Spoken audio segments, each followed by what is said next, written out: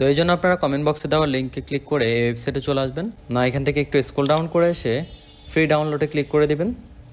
তো এখানে আপনি 3টে ভার্সন দেখতে পাবেন, একটি হলো যে আপনার ফ্রি রেকোবা আর বাকি দুটো হলো প্রফেশনাল এবং প্রফেশনাল প্লাস। তো আমরা এখান থেকে ফ্রি যেটা আছে এটা ডাউনলোড করে নেব, আর আপনাদের যাদের সামর্থ্য আছে তারা এখান থেকে পেড ভার্সনটা ইউজ করতে পারেন, কোনো সমস্যা নেই। না এটিকে আমরা ইনস্টল করে নেব। তো আমি সফটওয়্যারটিকে ইনস্টল করে নিচ্ছি। তো ইনস্টল করার পর আমরা সফটওয়্যারটিকে ওপেন করে নিচ্ছি। ওপেন করার পর আমাদের সামনে এরকম একটি ইন্টারফেস আসছে। তো না আপনারা এই অপশনে ক্লিক করে দেবেন। না এখানে ক্লিক করার পর আপনারা দেখতে পাবেন আপনাদের কম্পিউটারে থাকা যে হার্ড ডিস্কের ড্রাইভ রয়েছে বা এসএসডি ড্রাইভ রয়েছে বা পেন ড্রাইভ অথবা মেমোরি কার্ডের যে আপনাদের ড্রাইভগুলো রয়েছে সবগুলো এখানে শো করবে। তো এখান থেকে আপনাদের যদি পেন ড্রাইভ বা মেমোরি কার্ড হয়ে থাকে সেক্ষেত্রে ইউএসবি ড্রাইভ দিয়ে দিবেন। দেওয়ার পর এখান থেকে স্ক্যানে ক্লিক করে দিবেন। না এখান থেকে ইয়েসি ক্লিক করে দিবেন। না আপনার কম্পিউটারে থাকা যতগুলো ফাইল রয়েছে সবগুলো ফাইলকে এই সফটওয়্যারটি স্ক্যান করে নিয়ে আসবে। এখান থেকে আপনার যে ফাইলগুলো বা ছবিগুলোর প্রয়োজন সেগুলোর উপরে ক্লিক করে দিবেন।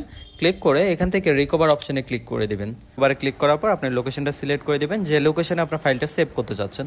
তো আমি ডেস্কটপ সিলেক্ট করে দিচ্ছি এবং এখান থেকে ওকেতে ক্লিক করে দিচ্ছি। তো আপনারা দেখতে পাচ্ছেন আমাদের ডেস্কটপের মধ্যে এই ফাইলগুলো রিকভার হয়ে গেছে। আর এরকম আরো সুন্দর সুন্দর টিপস পেতে আমাদের পেজকে ফলো দিয়ে রাখুন।